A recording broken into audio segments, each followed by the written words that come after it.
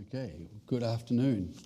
My name's Jim Brumby and I'm a Director of the Governance Global Practice from the World Bank, and happy last day of the financial year for those of you who acknowledge the 30th of June as the end date of the financial year. We've got a great panel here this afternoon, and here the idea is that we actually drill down on some of the results from the 62 TADATs that have been carried out. We look at some of the strengths and weaknesses and see how they align with our prior held views, and also whether or not those findings themselves might shed some light on the appropriateness and the usefulness of TADAT as a tool. So on my immediate left, we have Christos Kotsogiannis, who's a Professor of Economics at the University of Exeter and a Research Fellow at CSIFO. He's also Executive Director of the Tax Administration Research Centre and also sits on the board of the tax agency in Greece. Then to his left, we have Frode Lindseth, who's the Senior Advisor on tax for NORAD. Actually for the agency, isn't it? It's for the agency. This is for the Norwegian Tax Administration. That's right. And then to his left, we have James Alm, Jim, who's the Chair of Economics at Tulane, previously the Chair at Andrew Young, and is well known for research on tax compliance, tax evasion, marriage tax, tax and expenditure limitations, tax amnesty, lots and lots of stuff all about tax. So I'm going to start actually with a slightly more of a personal question to the panel, which is, what is each member of the panel's personal interaction with TADAT as an instrument? So for Christos. Thank you, Jim, and thank you for being here, and thank you for the invite. It's fantastic to be here. I've been familiar with TADAT for quite a few years now.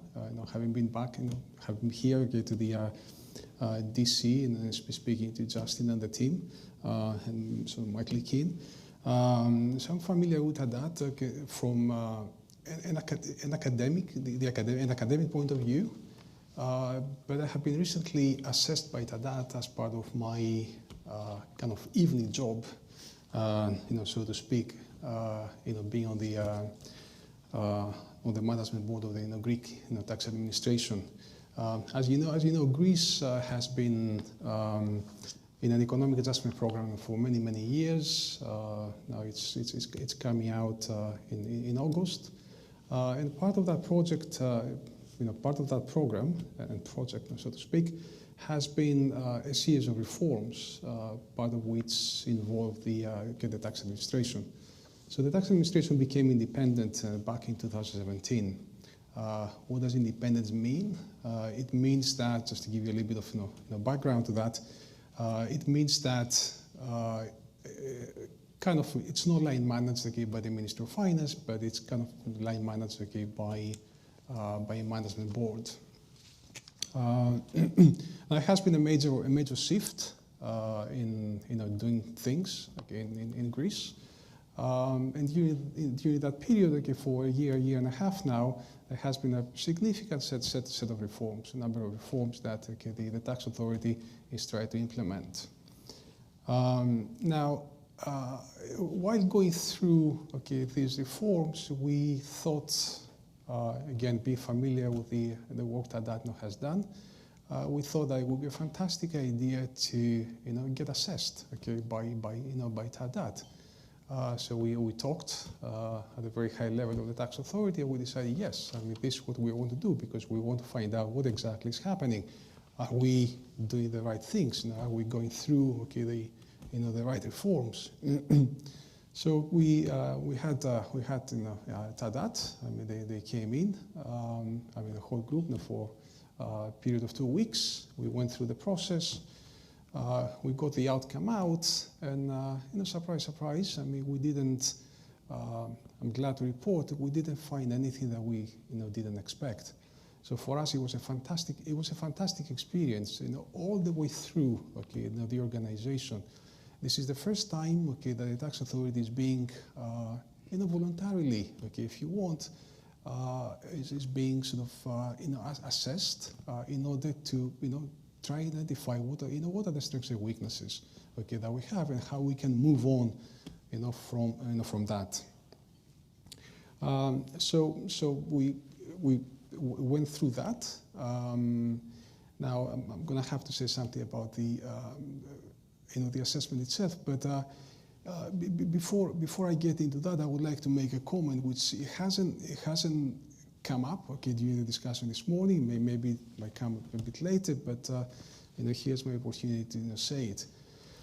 Now, Greece has been, as I said, in a program for many years, and one of the aspects that we faced that came up during the discussions for the assessment was who would be assessing us, because again Greece is in a program, so are we going to be assessed by those who kind of have been involved with the program, or there will be another team?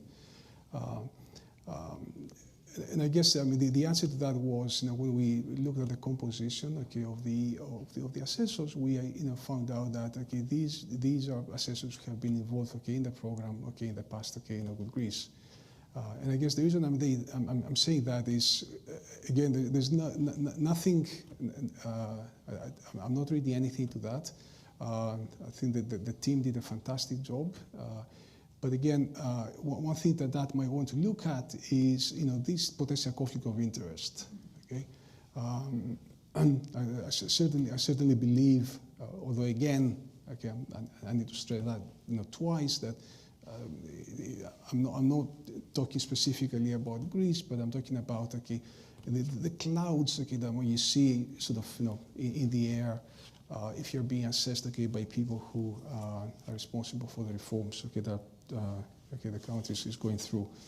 So so this is what I want to say on that. Now in terms of the and there's another point that I wanted to make, which again it wasn't made earlier today. It has to do about the TADAT itself as a useful tool. To ask for money from the government. Now Greece again over a period of a year has been trying to come up with a blueprint. This is a set of reforms that it has a price tag, and a quite substantial one. Now I think that will be very useful for us, because here's an external organization which is very respectful, very credible organization that is identifying the same set of reforms that we're trying to push in. So our job to convince the Minister of Finance to give us the to write the check is much easier. So it's very helpful in that respect as well.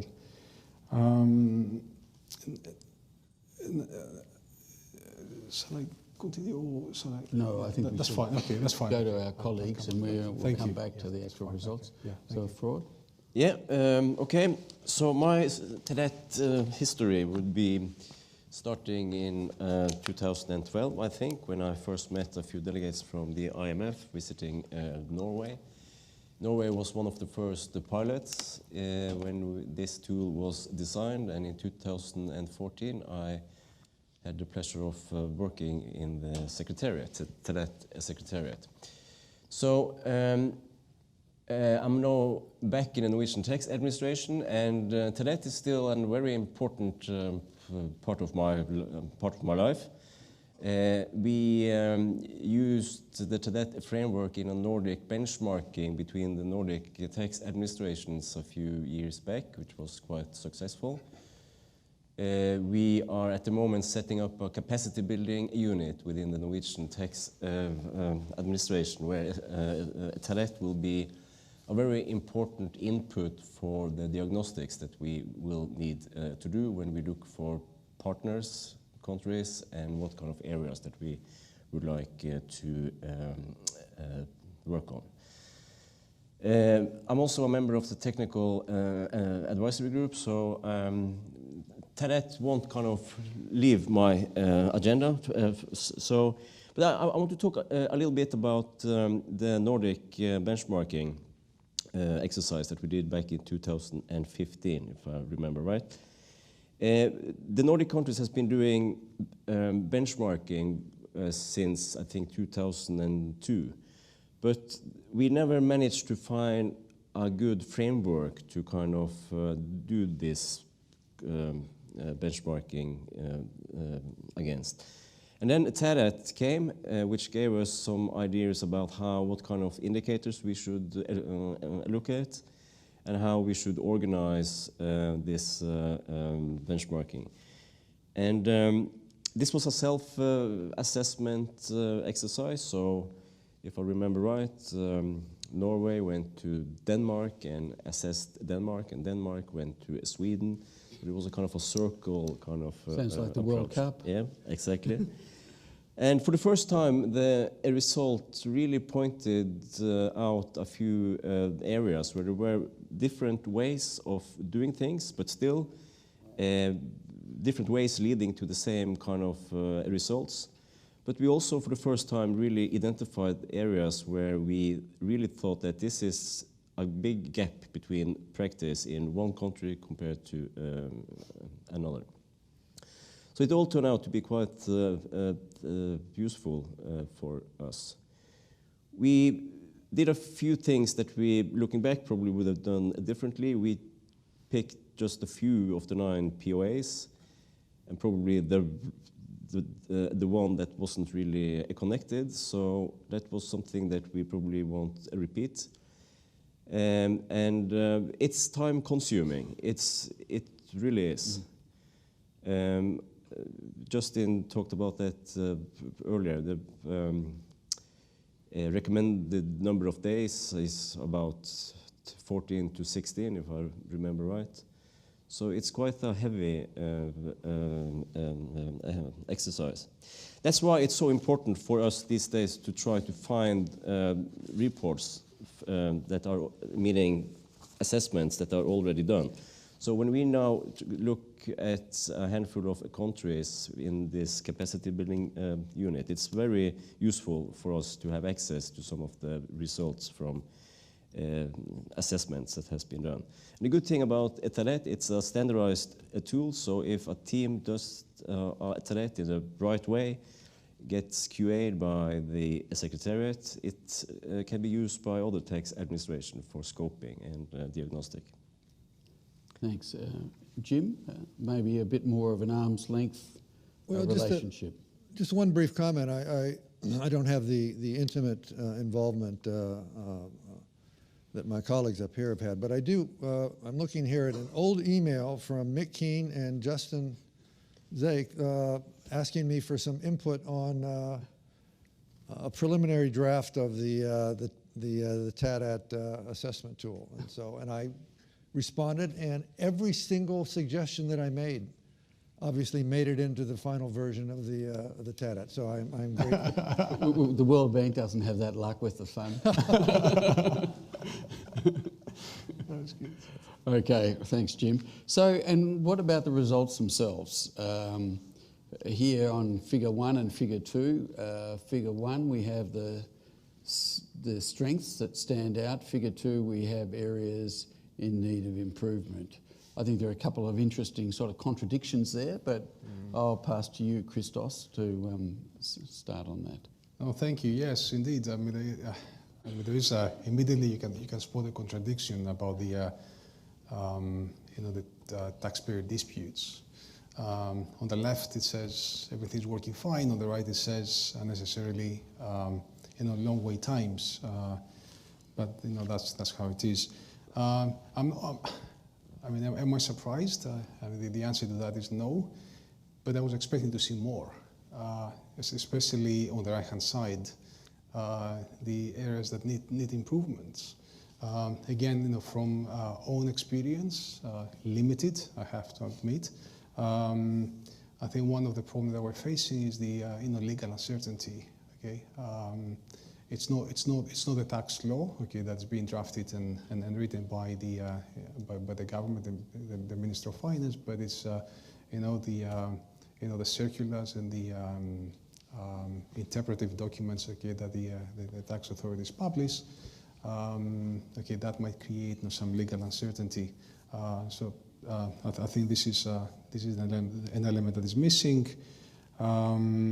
The other that was discussed earlier today, again, it's missing, okay, from the kind of weaknesses, improvement, which relates to human capital. So certainly this is important. Resources and other resourcing, okay, of tax authorities. I know most of tax authorities are facing this problem. They don't have enough money to resource themselves. But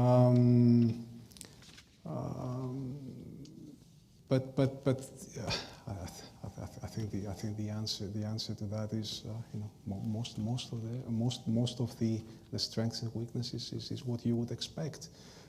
I think the devil is always in the detail. Again, we might pick up on that a bit later on. But I think one of the points that I would like to emphasize here is that it was discussed earlier today, is the fact that you have a process in place that is it doesn't necessarily mean, okay, that that will be the right outcome. And again, what I have in mind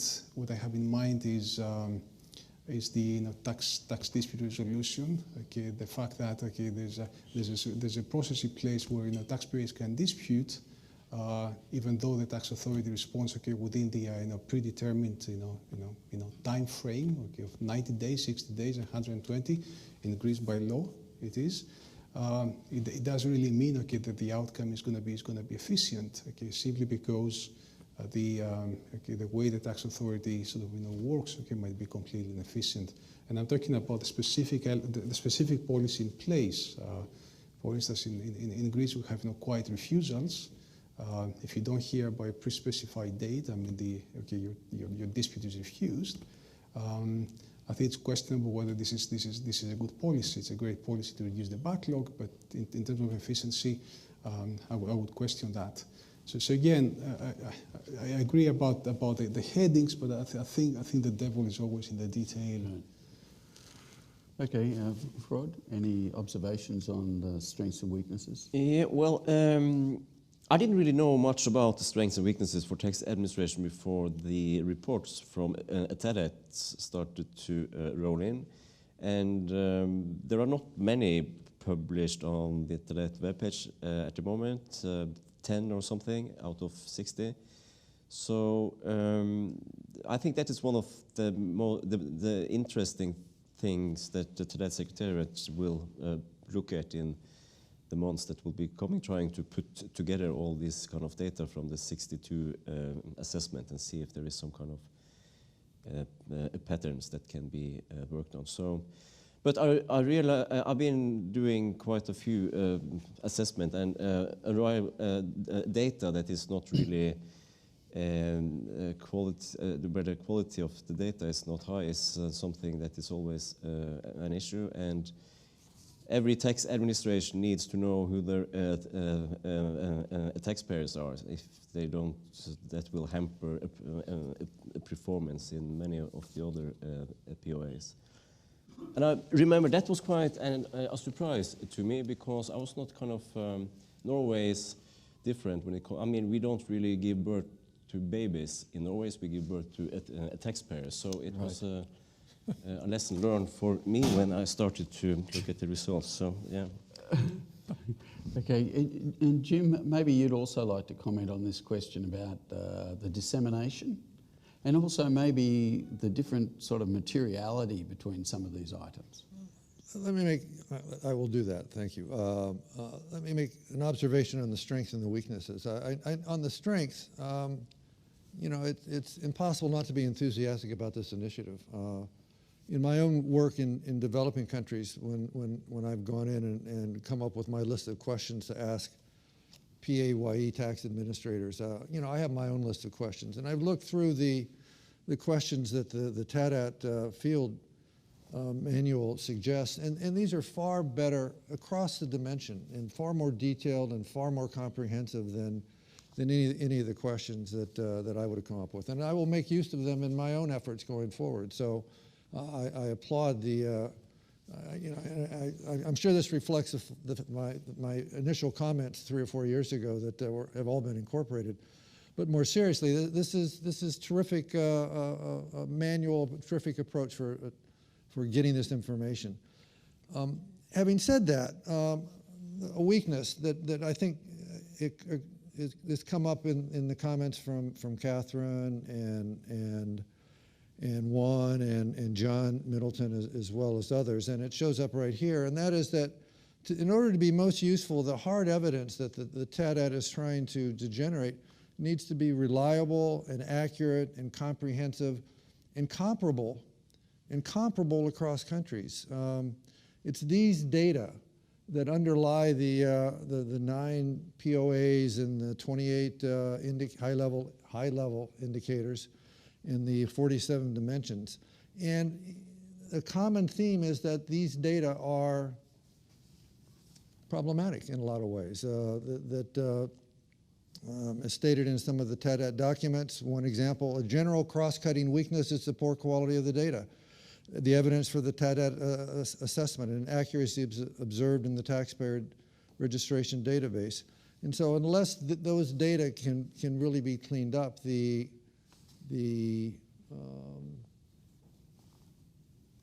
there's the quality of the recommendations that emerge from that, the policy advice that emerges from that will, I think, be questioned. You can come up with a very precise grade of A or A minus or B or whatever, but if the data that feed into that are in some sense problematic, then the grade is problematic as well.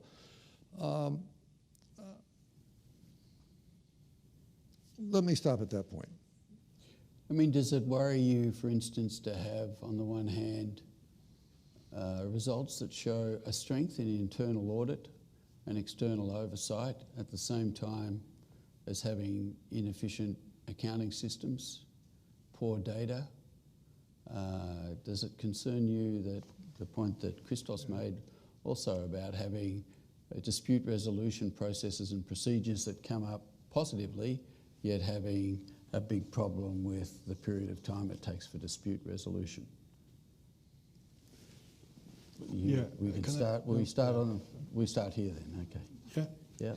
I mean, going back to the dispute, again, this is a problem because you're trying to come up with indicators, hoping that you can triangulate the indicators together. So it's as if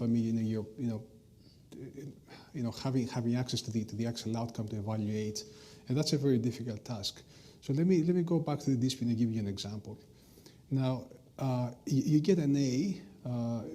Justin, correct me if I'm wrong, please. But you get an A if you have a process in dispute resolution in place. You respond by the 90 days. More or less, you get an A. But now, if you look now, there is a possibility, and I know there is. From the data, I've seen, there is a possibility where the policy you have in place, to respond to the dispute, leads to a lot of these cases ending up in the administrative courts, and actually the tax authority losing. Yeah? Now, and that might be a significant proportion, and I know that in some cases, these are significant proportions. So in that case, do you get an A? Well, you should get an A, because although you have the right system in place, but the outcome, is kind of suboptimal. This is how I would consider it. So in some sense, that particular aspect, maybe in the revised, TADAT, field guide, maybe that has been fine-tuned, but this is the difficulty. I mean, you need to come up with indicators in such a way that you triangulate, and you kind of it's as if you look at the outcome. Okay. Do you want to comment on that one, Frode? Yeah. Well, I think that It's probably quite easy to find a few contradictions. You have a weakness that shouldn't really, or doesn't really shake hand with a strength that should be connected. But I think that, again, the most important thing to do now is to start using the data from all the reports. I mean, PIFA did analyze on tax from 3 indicators and 26 reports. In TADAT, we have 28 on tax and more than 60 reports available. And also try maybe where it's possible to see if you can connect data from other sources. ISORA would of course be one of them. And also give examples on good practice that are identified out there. What is a good compliance improvement plan? Well, you can describe it on a high level, but getting some reports or research papers showing concrete examples from countries would be really helpful. Right. And Jim, from your point of view, I mean, where is TADAT most useful from a researcher's point of view, perspective?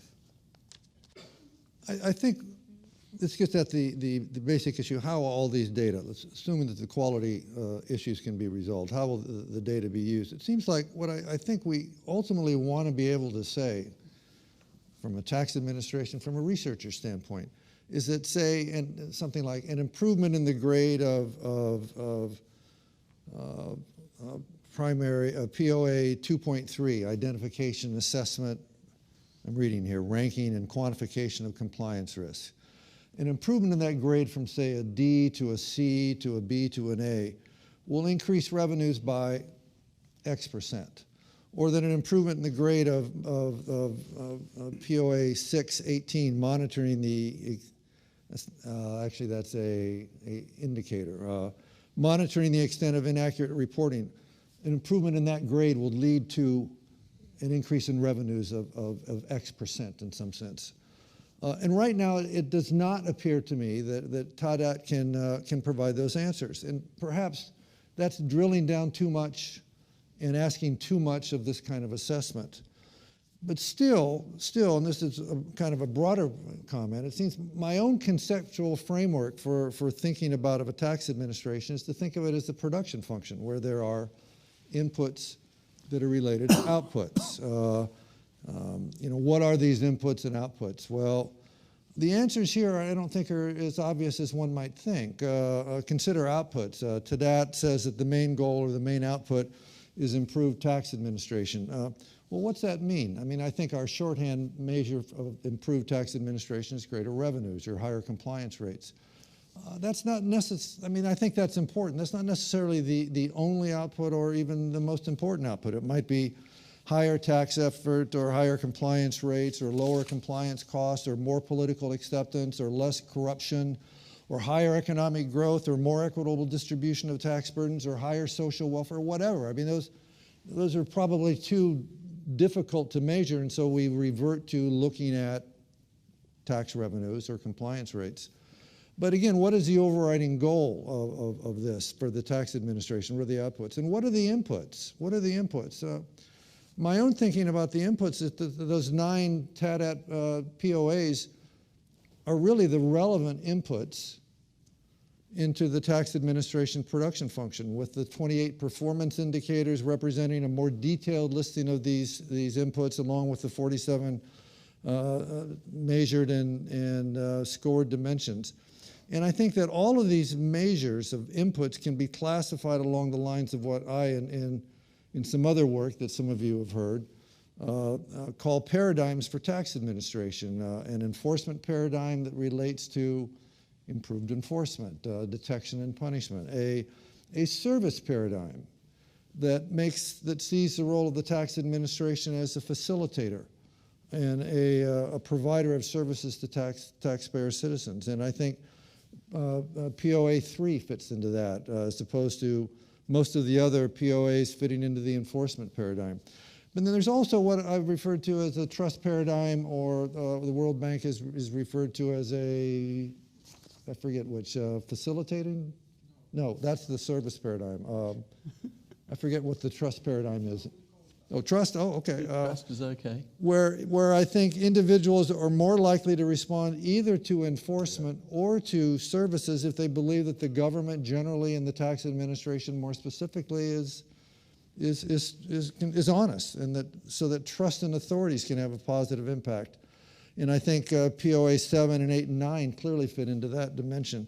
And so at the end of the day, what I would hope would be available from all this huge effort that's being made with TADAT and the online survey and the maturity is that all of these inputs and outputs would be quantified in some reliable and comparable measures across countries, and then empirical analysis, standard empirical analysis would relate those inputs to the various outputs, especially the tax effort or the tax compliance, and that would show that and this is the inputs into the incredibly insightful paper that Mick Keane and Joel Slimrod have published recently on optimal tax administration, how these inputs relate to these outputs, and I think that would be my ultimate goal for TADAT.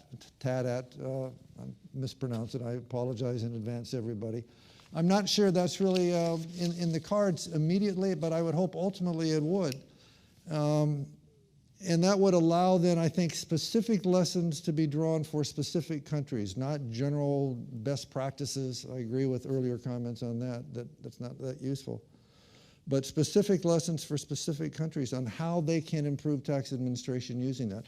I think, last point on that, in order for that, I think, analysis ultimately be done, all these data that are being gathered really need to be disseminated. There's references in the documents that I've read to this being a public good. Well, public good needs to be non-excludable.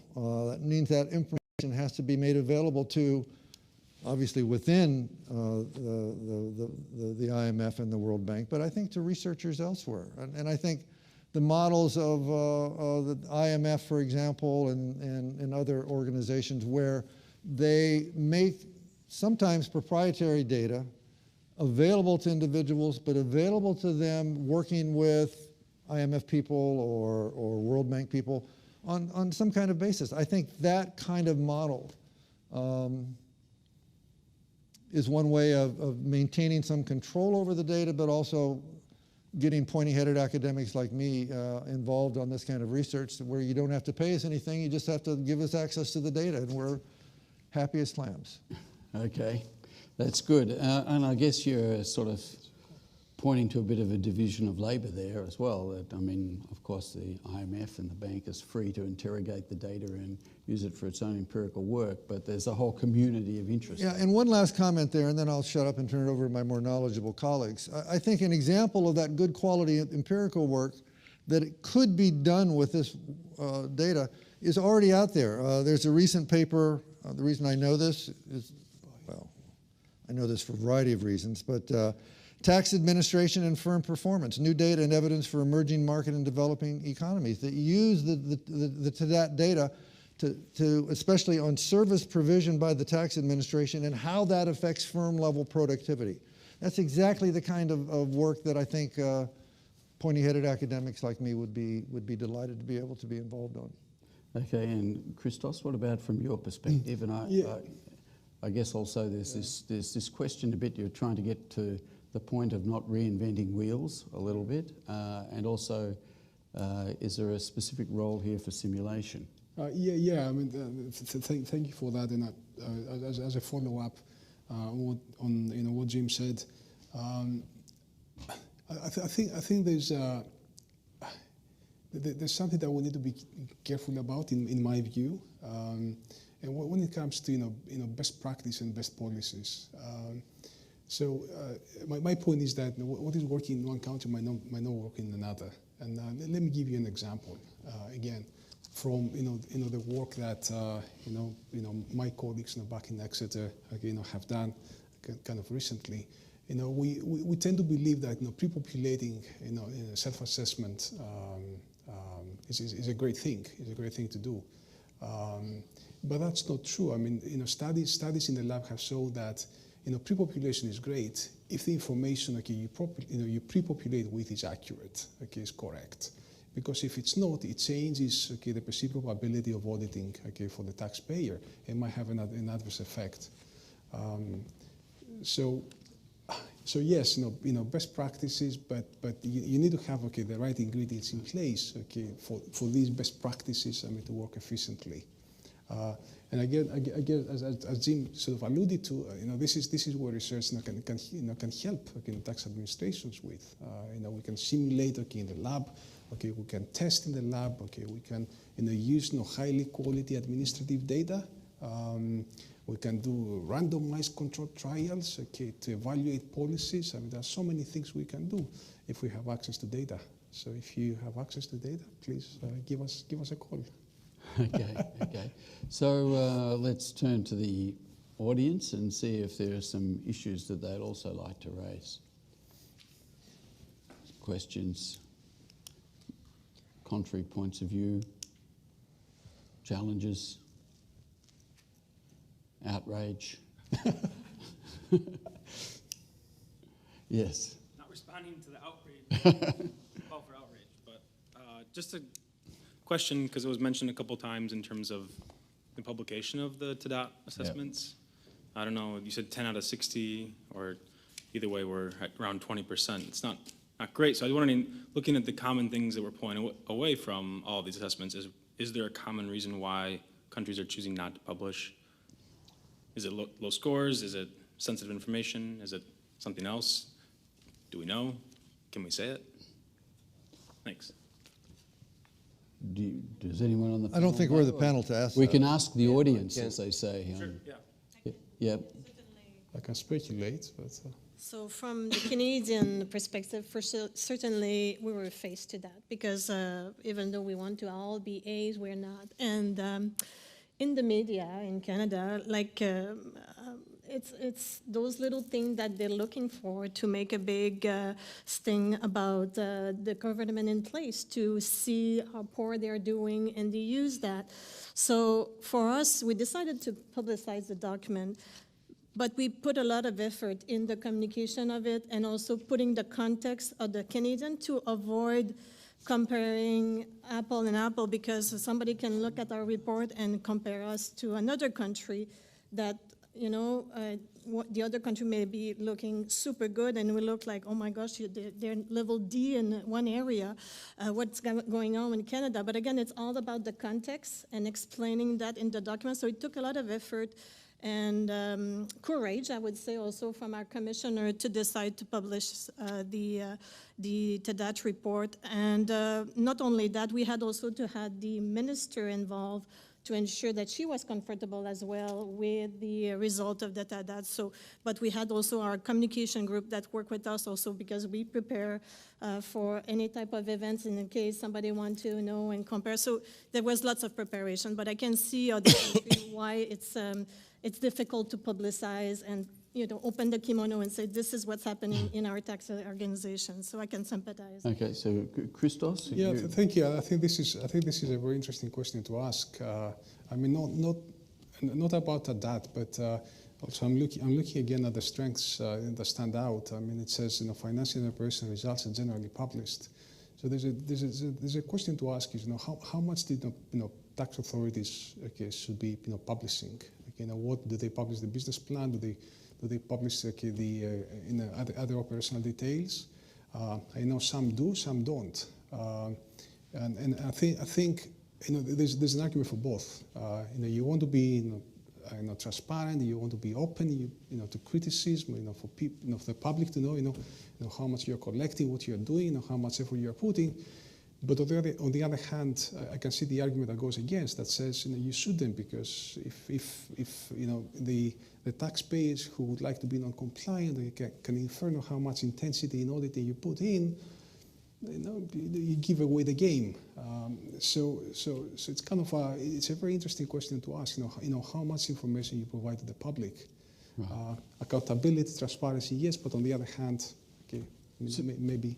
So in the case of the Greek TADAT report, is that public? I don't think it's public yet, no. Right. Do you know if the intention is to make it public? I don't know yet. Okay. And what about for Norway? Yeah, well, no, it's not public, but I have to say that this was pilot number 2, so it was not really an assessment. It was more about trying to develop the tool at that time. So, yeah, but we will share it to everybody that will have some interest in it, and we have done that several times, but it's not on the web.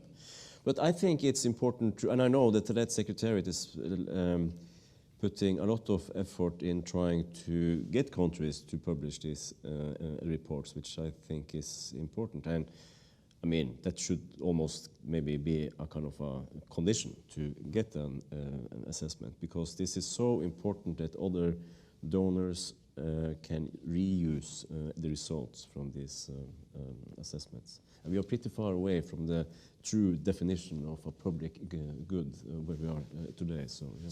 So, Jimmy, I think TADATs are being done about the rate of, 2 a month currently, is that right? I think. So how long will it take to have the critical mass of data out there to really be usable for the purposes that you're outlining? How old will I be? I wish I could answer that. As a example of data that are providing that kind of analytical framework, I think is the OECD database that has detailed information on tax administration inputs, essentially. And now that is I forget which particular cycle it's in, but that started 15 years or so ago. And those data are being used by researchers. I know I've used them. There are issues with reliability and especially comparability of those data across countries. One example, I mean, I've used them to try to estimate a tax administration production function. Inputs, outputs, and therefore then estimate the efficiency of tax administration. And I think that framework is something that could be used with the TADAT data when it's farther along and when it's comparable. But even the OECD data had lots of issues with it for reasons that we don't need to go into. And those are data that are coming from higher income developed countries where presumably that information, it should be higher quality. So this is, a standard lament of doing this kind of work is the quality of the data, and ultimately you're stuck with what you have. So how quickly can that happen? Well, I think it has to be made available. I'm not sure what's in the cards for that, and a lot of these drilled down details have to be made publicly available. And so I'll turn it over to Mick or Justin. Mick, do you want to come in? If I may, I just wanted to kind of react to a few of the points. One, on the confidentiality, I mean, I think there's a whole range of reasons. I think we're very sensitive that, if you're a tax administration, you might not want to publicly reveal that nobody files on time and all these kind of things. But Justin will correct me if I'm wrong, I think the Secretariat is trying to work towards a kind of a partial revelation of what's in the past without going down to that level of detail. And of course, TADAT, unlike other tools, is actually very targeted on a specific institutions, more or less in some cases specific people. So these are people's jobs in some sense that you're getting at, which is not true of other instruments in the area. Just on the data side, I should say that I think, again, Justin will correct me if I'm wrong, I think we've now navigated all the legalities that we can actually release the underlying TADAT data. So we can the underlying scores down to dimension level, anonymized, of course, we can give. Of course, often you'll want to link that to other data sources. So I think with basically writing to the Secretariat and getting it approved with a specific idea, we can also reveal the information with enough detail that you can link it to other country-specific stuff, which is obviously what you'd want to do. So obviously subject to restrictions on sharing the data, so on and so forth. And I think on Jim's question, I think, I mean, clearly, I was going to make the point later on, clearly, the focus a lot of tax administration research now is on big data, right, as we were talking about this morning. So TADAT is never going to hit that academic market, but 62 actually I think is quite a lot, and I think there is work that can be done already now on looking at, for example, the linkages between the scores people get on different categories, and I know Justin's also begun to do a little work on that. And for future rounds, we can think about, well, actually, this dimension doesn't really add much because it's so heavily correlated with all this other stuff. So I think there is already a lot to do, and Jim's already, I think, given an example of a nice piece of work that did use it. Right. Of course, what the other thing that work reveals, of course, is that however detailed we kind of make TADAT and all the dimensions and resist scoring at the POA level, that academics are going to do that, right? They're going to construct overall indices from this stuff. But I can see Justin behind me about to correct everything I just said. But I mean, I think that was certainly the experience with PIFA. I see Jens here. Jens, how many PIFAs are in the public domain now?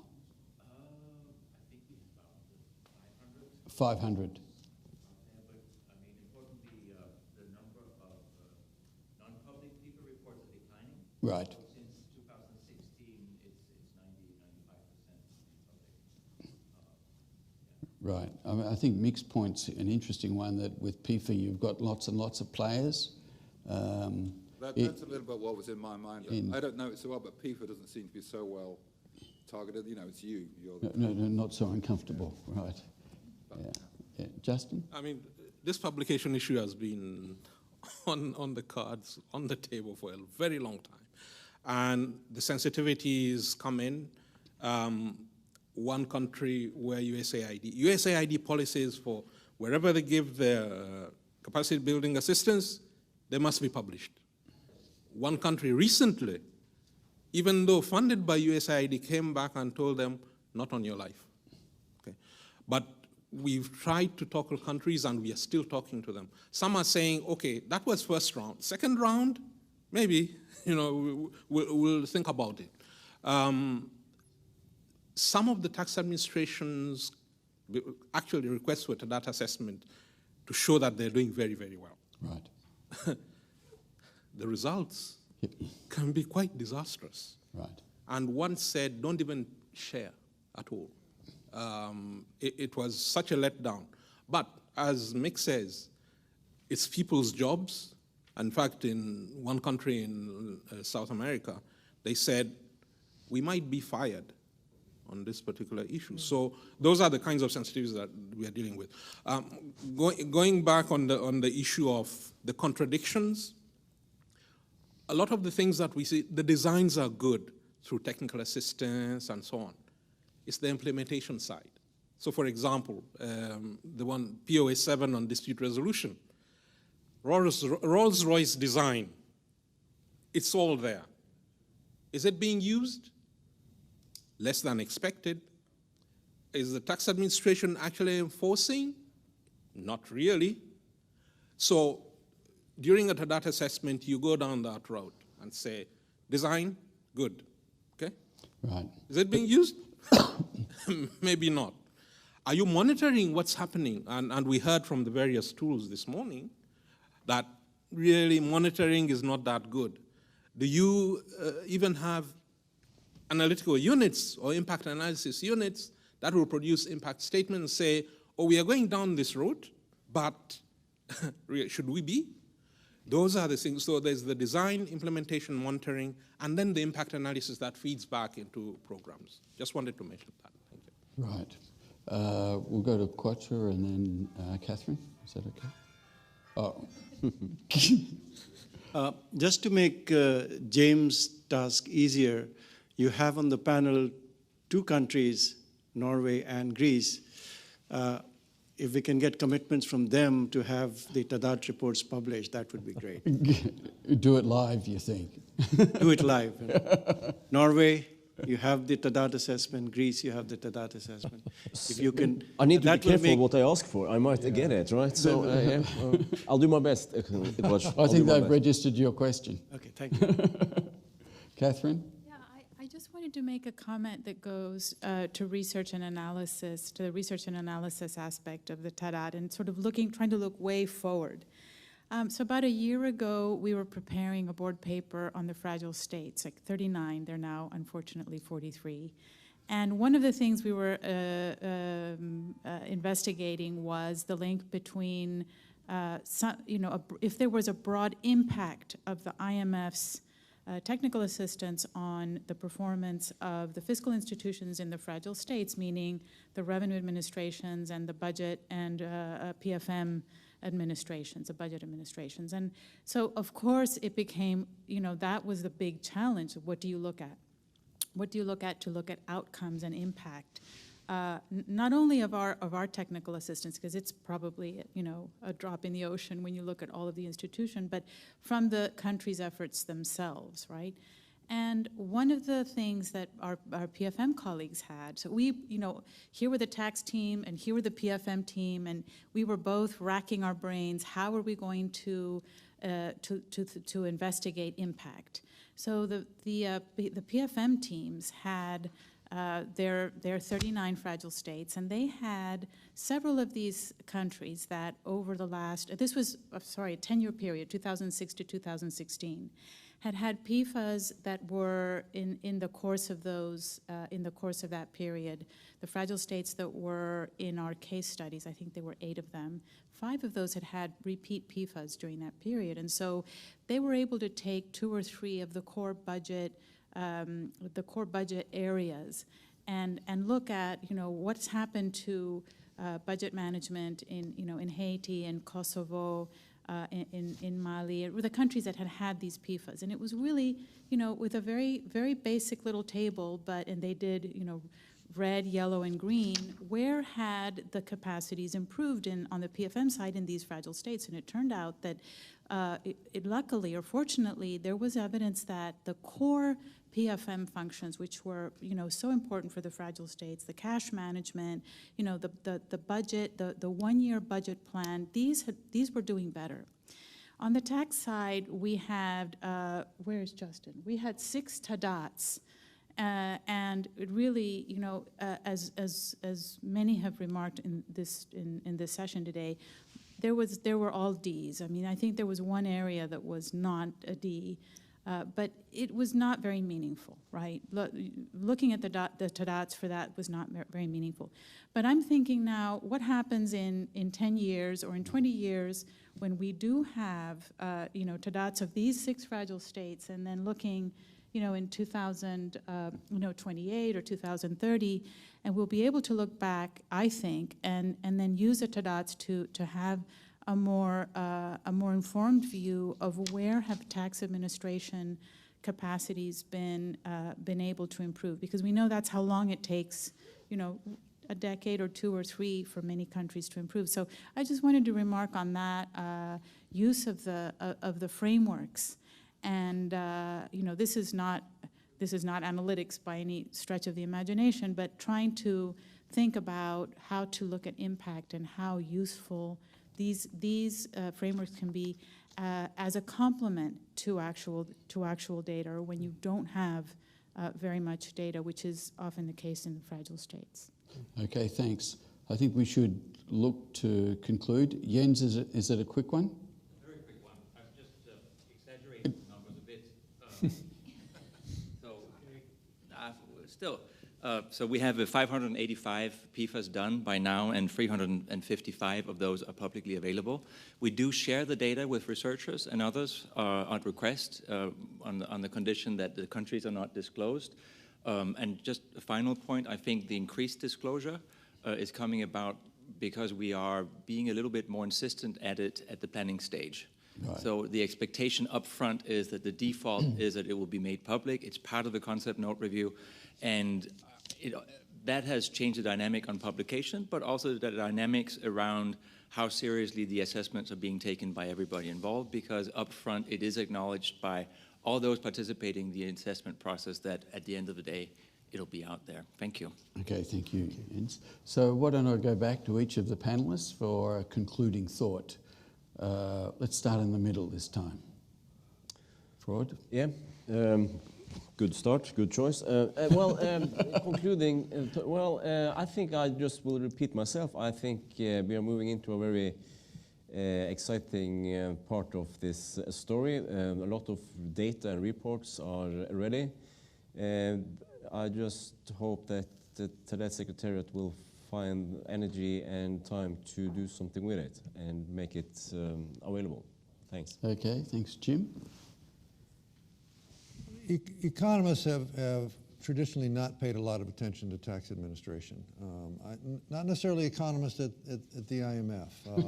Going back to some names from the past that some of you may remember, Richard Good and his good work on his seminal work on tax, the economics of tax administration. Milka Castanegra, who I think famously said, tax administration is tax policy. And one of now, exactly whether she said that or whether other people have claimed, Richard Byrd has claimed that, making that statement as well.